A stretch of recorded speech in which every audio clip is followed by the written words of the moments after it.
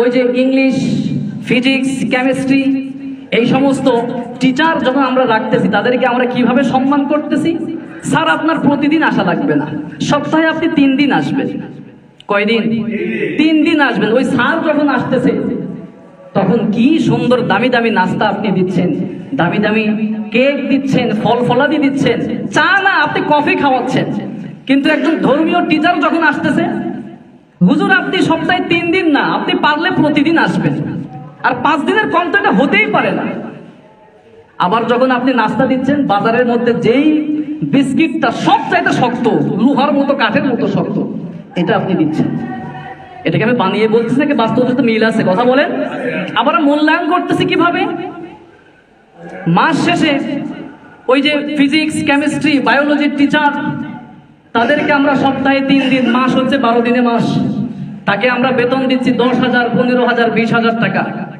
আর একজন ধর্মীয় টিচার যে কোরআনের জ্ঞান আপনাকে দিবে, কোরআন শিক্ষা দিবে, তাকে আপনি মূল্যায়ন করতেছেন কিভাবে? মাস শেষে হুজুরকে আপনি মনে করেন 1,000 বা সর্বোচ্চ 2,000 দিয়ে বলতেছেন, হুজুর আপনারা টাকা নিয়ে কি করবেন, আপনি তো ধর্মই শেখাচ্ছেন। আছে না নাই? কথা বলেন। আচ্ছা, এবার আমি আপনাদেরকে প্রশ্ন করি, বলেন তো দেখি, physics, chemistry, biology, English, math, এক কথায় পৃথিবীর যত সাবজেক্ট আছে সব কিছুকে যদি আপনি একটা পাল্লায় রাখেন, আর একটা পাল্লায় যদি আপনি কোরআনুল কারীমকে রাখেন, কোন পাল্লা ভারী হবে? কোনো সন্দেহ আছে? যারা বললেন না, কোন পাল্লা ভারী হবে? নিঃসন্দেহে কোরআনের পাল্লা ভারী হবে। তাহলে বুঝেন, সারা পৃথিবীর সব সাবজেক্টের চাইতে যদি কোরআন নামক সাবজেক্টটা সবচেয়ে দামি হয়, কোরআনের পাল্লা যদি ভারী হয়, যেই ব্যক্তি কোরআন শিখাচ্ছে ওই টিচারটা অন্যান্য টিচারের চাইতে মূল্যায়ন কম পাওয়ার কথা নাকি অনেক বেশি পাওয়ার কথা? আপনার তো উচিত ছিল অন্যান্য টিচারদেরকে যখন আপনি বেতন দিচ্ছেন বা সম্মান দেখাচ্ছেন, এর চাইতে 1000 কোটি গুণ সম্মান কোরআনের খাতিরে কোরআনের টিচারকে দেখানো উচিত ছিল, ঠিক কিনা? কোরআনুল কারীমের শিক্ষা অর্জন করাটা ফরজ করে দিয়েছেন কে? আরো জোরে বলেন, কে? এবার আমার প্রশ্নের উত্তর দেন। কোরআনুল কারীমের শিক্ষা অর্জন করা নফল, ওয়াজিব, সুন্নাহ নাকি ফরজ? কোনো সন্দেহ আছে? কোনো সন্দেহ নাই। কারণ নবীজি সাল্লাল্লাহু আলাইহি ওয়াসাল্লামকে আল্লাহ পাক যে ওহী নাজিল করলেন, সর্বপ্রথম যে ওহী নাজিল করেছিলেন, সেই ওহীর দিকে আপনি নজর দেন, সেই ওহী নিয়ে আপনি গবেষণা করেন, আপনি দেখতে পেয়ে যাবেন, আপনার পথ খুলে যাবে যে আল্লাহ পাক কোরআনুল কারীমকে নাজিল করেছেন শুধুই কি মাত্র ওই আলমারির উপরে সুন্দর করে গিলাফ দিয়ে জড়িয়ে রেখে দেওয়ার জন্যে, নাকি আপনার বাস্তব জীবনে বাস্তবায়িত করার জন্য? আপনি এটার উত্তর পেয়ে যাবেন। বিশ্বনবী সাল্লাল্লাহু আলাইহি ওয়াসাল্লামকে রব্বুল আলামিন সর্বপ্রথম যখন ওহী নাজিল করলেন, প্রথম যে ওহী ছিল, জিবরাইল আমিন যখন চলে আসলেন, সর্বপ্রথম ওহী নাজিল করে আল্লাহ পাক জানিয়ে দিলেন, ইকরা বিসমি রাব্বিকাল্লাযী খলাক, খলাকাল ইনসানা মিন আলাক। আল্লাহ রব্বুল আলামিন বলছেন, ইকরা, আপনাকে পড়তে হবে, পড়ালেখা করে আপনাকে মুসলমান হওয়া লাগবে। শুধুমাত্র আপনার দাদাই গরু খাইতো, আপনার বাবাই গরু খাইতো, এখন আপনিও গরু খান, এই গরু খাওয়া মার্কা মুসলমান হওয়া যাবে না। আপনাকে অবশ্যই জেনে বুঝে, জেনে শুনে আপনাকে মুসলমান হওয়া লাগবে, ঠিক কিনা? মুসলমান আপনি হচ্ছেন, আপনি নামে মুসলমান, নাম রাখছে আব্দুল করিম, আব্দুল গফফার, অথচ তার সাথে ইসলামের কোনো সম্পর্ক নাই। এরকম মানুষ আছে না নাই? কথা বলেন। নবীজি সাল্লাল্লাহু আলাইহি ওয়াসাল্লাম এই কুরআনুল কারীমের শিক্ষার ব্যাপারে তিরমিজির বর্ণনায় বললেন, তাআল্লামুল কুরআনা ওয়াল ফারাইদ ওয়া আল্লিমুন নাস ফা ইন্নী মাকবুদ।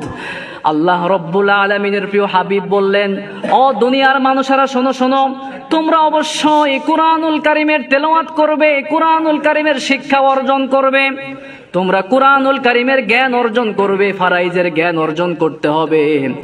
নবীজির একজন প্রখ্যাত সাহাবী ইবনে মাসউদ রাদিয়াল্লাহু আনহু তিনি বলছেন, তাআল্লামুল কুরআনা ওয়াতলু, তোমরা কোরআনের জ্ঞান অর্জন করো এবং কুরআনুল কারীমের তেলাওয়াত তোমরা বেশি বেশি করো। পড়েন সুবহানাল্লাহ। এই জায়গা থেকে আপনি কোনো অবস্থায় বাঁচার কোনো সুযোগ আছে? কোনো সুযোগ আছে? কোনো সুযোগ নাই। কিন্তু আমার ভাইরা, এখন প্রশ্ন হতে পারে কোরআনের জ্ঞান কিভাবে অর্জন করব, কোরআন কিভাবে তেলাওয়াত করব? আপনার মন মতো তেলাওয়াত করলে কি কোরআনের হক আদায় হবে? আল্লাহ রাব্বুল আলামিন পবিত্র কোরআনুল কারীমের ৭৩ নম্বর সূরা মুজাম্মিলের ৪ নম্বর আয়াতের মধ্যে প্রশ্নের উত্তর দিলেন। রব্বুল আলামিনকে আমরা প্রশ্ন করলাম, মালিক কোরআনুল কারীম আমরা কিভাবে তেলাওয়াত করব?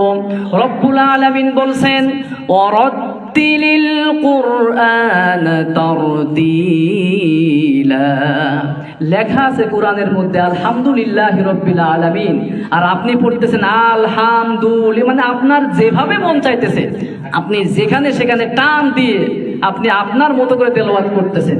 কিন্তু আল্লাহ রাব্বুল আলামিন বলছেন, ওয়ারাত্তিলিল কুরআন তারতিলা, তোমাকে অবশ্যই তারতিলের সাথে, তাজবিদের সাথে, তোমাকে তাহসিনের সাথে কোরআনের তেলাওয়াত করতে হবে। পড়েন সুবহানাল্লাহ।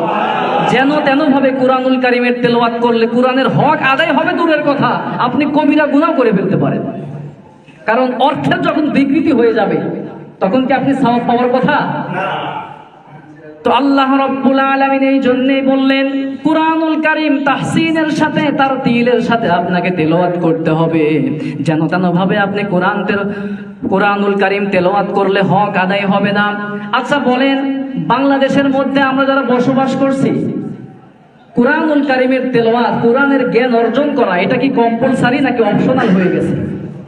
কথা বলেন, বাধ্যতামূলক নাকি ঐচ্ছিক হয়ে গেছে? যতগুলো প্রতিষ্ঠানগুলো আমরা দেখতে পাচ্ছি, প্রতিষ্ঠানগুলোর মধ্যে কোরআনুল কারীমের তেলাওয়াত করা, কোরআনের জ্ঞান অর্জন করা, এটা কি কম্পালসারি আছে নাকি অপশনাল হয়ে গেছে? 100% অপশনাল হয়ে গেছে। যেটা আছে সেটাও আছে আছে, নাই নাই। ওই যে নৈতিক শিক্ষা, ধর্ম শিক্ষা, এটাও আছে আছে, নাই নাই। আপনি পড়লে পড়বেন, না পারলে নাই। কেউ কোনো আপনাকে ধরা বাধা দিতে আসবে না। এই জন্য দেখা যাচ্ছে কোরআনুল কারীম সিলেবাসের মধ্যে না থাকার কারণে আজ বর্তমান সময়ে আমরা দেখতে পাচ্ছি, ওই সিলেবাসে পড়ালেখা করে আজ যত বড় বড় উচ্চ লেভেলে ভালো ভালো নিয়োগ প্রাপ্ত হচ্ছে, এরা জনগণের সঙ্গে, রাষ্ট্রের সঙ্গে আমানতের খিয়ানত করতেছে কিনা কথা বলেন। আজ বর্তমানে আমরা দেখতে পাচ্ছি ধর্মীয় শিক্ষক নিয়োগ না দিয়ে নিয়োগ দেওয়া হচ্ছে গানের টিচার। ওই যে দেখলেন না 1-2 বছর আগে, ওই যে টিরিং টিরিং সাইকেল চালায়, কি একটা আছে না এরকম? তো আপনার সন্তান আপনি স্কুলে পাঠাচ্ছেন, তাকে কি গান শেখানোর জন্য আপনি পাঠাচ্ছেন? সে যেন নৈতিক শিক্ষা অর্জন করতে পারে, এই জন্য তো আপনার সন্তানকে স্কুলে পাঠাচ্ছেন, ঠিক কিনা? আহা, আমাদের সিলেবাসগুলো থেকে অনেক আগে, বহু আগেই কোরআনুল কারীমকে আমরা বাদ দিয়ে ফেলেছি। মনে রাখতে হবে, যে সিলেবাসের মধ্যে কোরআন থাকবে না, ওই সিলেবাসে পড়ালেখা শেষ করে কেউ যদি ডাক্তার হয়, তাহলে দেখা যাবে জনগণকে সুচিকিৎসা দেওয়ার বদলে জনগণের সঙ্গে সেই চিকিৎসা দেওয়ার ক্ষেত্রে এমন এমন টেস্ট দিবে যেগুলো আপনার প্রয়োজনেই নাই, ঠিক কিনা? কারণ জনগণকে ধোঁকা দিবে। যে সিলেবাসের মধ্যে কোরআন থাকবে না, ওই সিলেবাসে পড়ালেখা শেষ করে কেউ যদি আইনজীবী হয়, তাহলে দেখা যাবে আইনের পেশায় গিয়ে জনগণকে ইচ্ছা মতো ধোলাই দিবে, ঠিক কিনা? যে সিলেবাসের মধ্যে কোরআন থাকবে না, ওই সিলেবাসে পড়ালেখা শেষ করে কেউ যদি ইঞ্জিনিয়ার হয়, দেখা যাবে সুযোগ পাইলে রডের বদলে বাঁশ ঢুকিয়ে দিবে, ঠিক কিনা? বড় আফসোস লাগে, আজকে আমরা কোরআনুল কারীম থেকে অনেক দূরে চলে গিয়েছি। যে সিলেবাসে কোরআন থাকবে না, ওই সিলেবাস যদি পড়ালেখা শেষ করে কেউ যদি ভার্সিটির শিক্ষক হয়, নীতি নৈতিকতাহীন হয়ে লম্পট হয়ে যাবে, ঠিক কিনা কথা বলেন? যেটা বর্তমান সময়ে আমাদের চোখের সামনে আমরা দেখতে পাচ্ছি। কারণ কোরআনের শিক্ষাই দিতে পারে আপনাকে নৈতিক উন্নতি, চারিত্রিক সমৃদ্ধি, ঠিক কিনা? বড় আফসোস, আজকে আমরা যুবক ভাই যারা আছে, আমরা হায়ার স্টাডির জন্য আমরা যখন বিদেশে যাই, যাওয়ার আগে আমরা কি দামি দামি কোর্স করতেছি, আইএলটিএস করতেছি, টোফেল করতেছি, জাপানে যাওয়ার জন্য জাপানিজ ল্যাঙ্গুয়েজ আমরা শিখতেছি, চাইনায় যাওয়ার জন্য চাইনা ল্যাঙ্গুয়েজ শিখতেছি, মানে এক কথায় যত যা কিছু প্রয়োজন সব শিখতেছি, কিন্তু কোরআনুল কারীম শেখার মতো কোনো সুযোগ হচ্ছে? কথা বলেন। আমরা খুব বিজি। ভাই আপনি কোরআন শিখতেছেন না কেন জিজ্ঞাসা করলে, হুজুর খুব বিজি। ভাই আপনি কি করতেছেন? মানে বিজি ফর নাথিং, কিচ্ছু না, অযথাই বিজি, অযথাই ব্যস্ত, কোনো কাম কাজ কিচ্ছু নাই। দুনিয়ার সব কাজ আপনার হচ্ছে, কিন্তু কোরআনুল কারীমের যে শিক্ষা আপনার উপর ফরজ ছিল, আপনি এটার জন্য আপনি হক আদায় করতে পারছেন না। সন্তান যেন ইংলিশে ভালো পারে, সন্তান যেন ম্যাথে ভালো পারে, বায়োলজি, কেমিস্ট্রি, ফিজিক্সে যেন ভালো পারে। এই জন্য দেখা যাচ্ছে আমরা দামি দামি টিচার, আমরা টিউশন টিচার হিসেবে আমরা রেখে দিচ্ছি। অথচ একজন সন্তান জান্নাতমুখী হওয়ার জন্য তার যে কুরআনুল কারীমের শিক্ষা অর্জন জরুরি ছিল, ফরজ ছিল, এই জায়গা থেকে আমরা অনেক দূরে। আবার আমরা আমাদের যে সময়, আমাদের টাকা পয়সা, লক্ষ লক্ষ টাকা আমরা ইনভেস্ট করতেছি আমরা এলএলবি করার জন্য, এলএলএম করার জন্য, এমবিবিএস করার জন্য কত টাকা পয়সা আমরা নষ্ট করে ফেলতেছি। কিন্তু আপনি যে আল্লাহর সন্তুষ্টির জন্য, জান্নাতে যাওয়ার জন্য, আপনি যে কুরআনুল কারীম শেখার জন্য যে একটু সময় ব্যয় করা দরকার, অর্থ ব্যয় করা দরকার, এই ক্ষেত্রে আপনি একদম জিরো। আমি কি মিথ্যা বলতেছি? আবার ওই যে ইংলিশ, ফিজিক্স, কেমিস্ট্রি, এই সমস্ত টিচার যখন আমরা রাখতেছি, তাদেরকে আমরা কিভাবে সম্মান করতেছি? স্যার আপনার প্রতিদিন আসা লাগবে না, সপ্তাহে আপনি 3 দিন আসবেন। কয়দিন?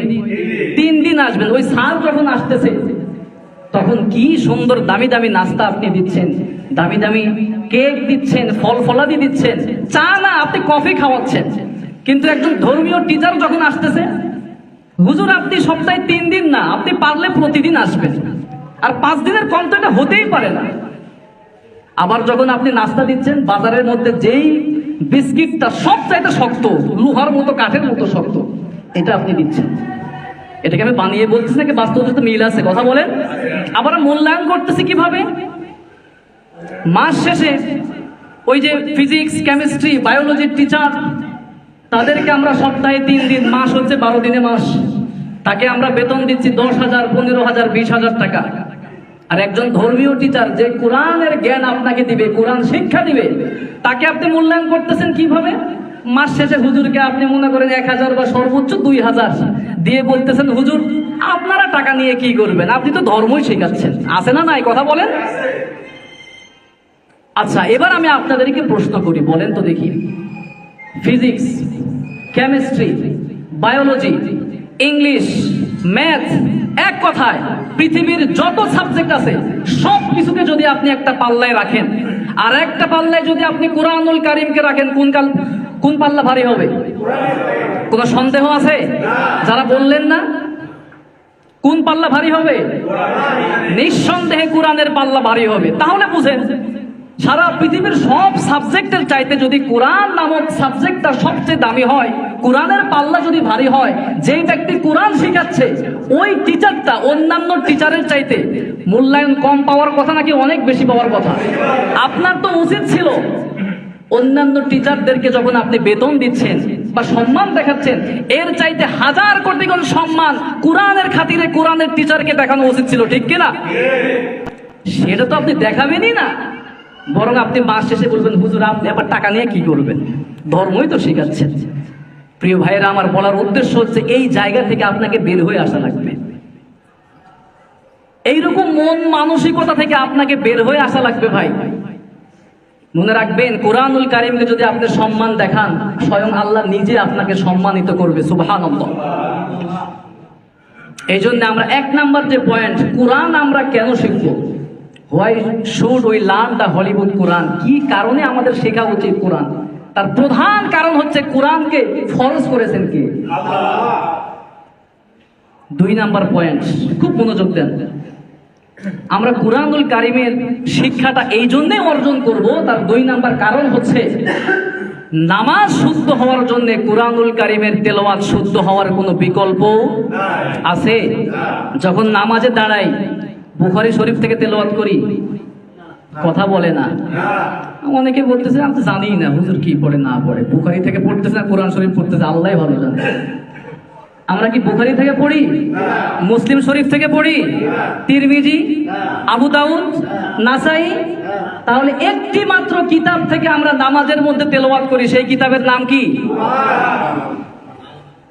এই নামাজ যদি আপনি শুদ্ধ করতে চান, কুরআনুল কারীমের তেলাওয়াত শুদ্ধভাবে শেখার কোনো বিকল্প আছে? কথা বলতে হবে, আছে? শিখছেন না কেন? নিজেকে প্রশ্ন করেন। হুজুর সময় নাই। প্রিয় ভাইরা আমার, কিয়ামতের কঠিন বিভীষিকাময় দিনে আল্লাহ রাব্বুল আলামিন এক শ্রেণীর নামাজীদের মুখের মধ্যে নামাজকে এই যে দুমড়ায় মুচড়ায় এভাবে নিক্ষেপ করবে। এখন বলতেছেন হুজুর এটা আমি না, এটা অন্য কেউ হতে পারে। আপনি নিজেকে প্রশ্ন করেন আপনার কুরআনুল কারীমের তেলাওয়াত কতটুকু শুদ্ধ আছে। আচ্ছা বলেন, নামাজে যখন দাঁড়াচ্ছেন, নামাজ শুদ্ধ হওয়ার জন্য ছোটবেলায় ওই যে বক্তব্যে পড়ছেন না, নামাজ শুদ্ধ হওয়ার জন্য প্রধান শর্তটা কি? কোরআনের তেলাওয়াত শুদ্ধ হওয়া লাগবে, নাকি বিকল্প কিছু আছে? প্রিয় ভাইরা আমার, এই জন্য কুরআনুল কারীমের শিক্ষা আমার আপনার জন্য অবশ্যই ফরজ, করতেই হবে, এখানে কোনো সুযোগ নাই। 2 নাম্বার 3 নাম্বার হচ্ছে আপনি যখন কোরআনকে প্রচার করতেছেন, মানুষের মাঝে কোরআনের দাওয়াত দিচ্ছেন, তখন যদি আপনি কোরআন সম্পর্কে আপনার যদি আইডিয়াই না থাকে, কোরআনের শুদ্ধ উচ্চারণ যদি আপনি করতে না পারেন, আপনার যদি প্রোনাউন্সিয়েশনের সমস্যা থাকে, মানুষকে আপনি দাওয়াত দিলে মানুষ মানবে? ওই মূর্খ মানুষ মানলে মানতে পারে, কিন্তু শিক্ষিত সমাজ আপনাকে কোশ্চেন কালেও অ্যাকসেপ্ট করবে না। বর্তমান সময়ে তো বক্তার অভাব নাই বাংলাদেশে। এমনও কিছু বক্তা আছে যাদের কুরআনুল কারীমের তেলাওয়াত পর্যন্ত শুদ্ধ না, আছে না নাই? কথা বলেন। এই জন্য কোরআন প্রচারের জন্য অবশ্যই আপনাকে কুরআনুল কারীমের তেলাওয়াত শুদ্ধভাবে শেখার দরকার, আছে না নাই? আর নাম্বার 4 হচ্ছে হিদায়াত যদি আপনি পেতে চান, কুরআনুল কারীমের তেলাওয়াত, কুরআনুল কারীমের শিক্ষা অর্জনের কোনো বিকল্প নাই।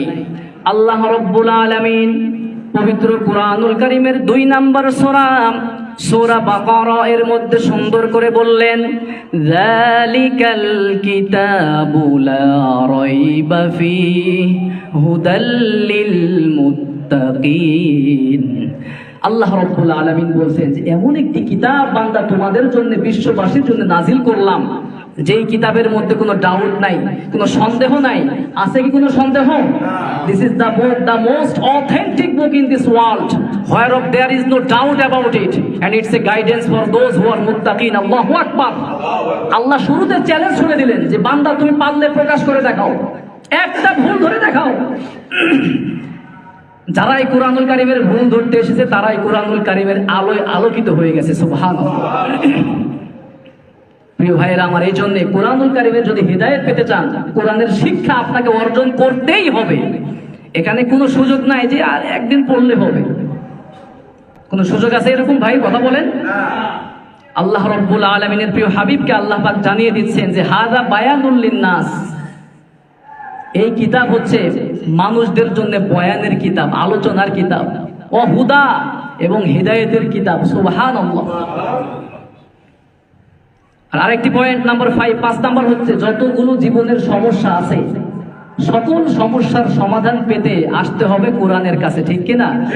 সকল সমস্যার সমাধান দিতে পারে কেবলমাত্র আল্লাহ রাব্বুল আলামিন।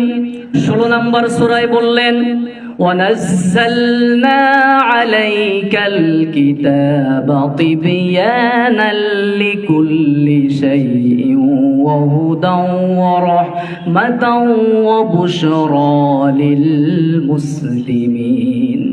আল্লাহ রাব্বুল আলামিন বলছেন আপনার জীবনের যত সাইড আছে, যত দিক আছে, সব বিষয় আল্লাহ রাব্বুল আলামিন বিস্তারিত বর্ণনা কুরআনুল কারীমের মধ্যে দিয়ে দিয়েছেন। সুবহানাল্লাহ।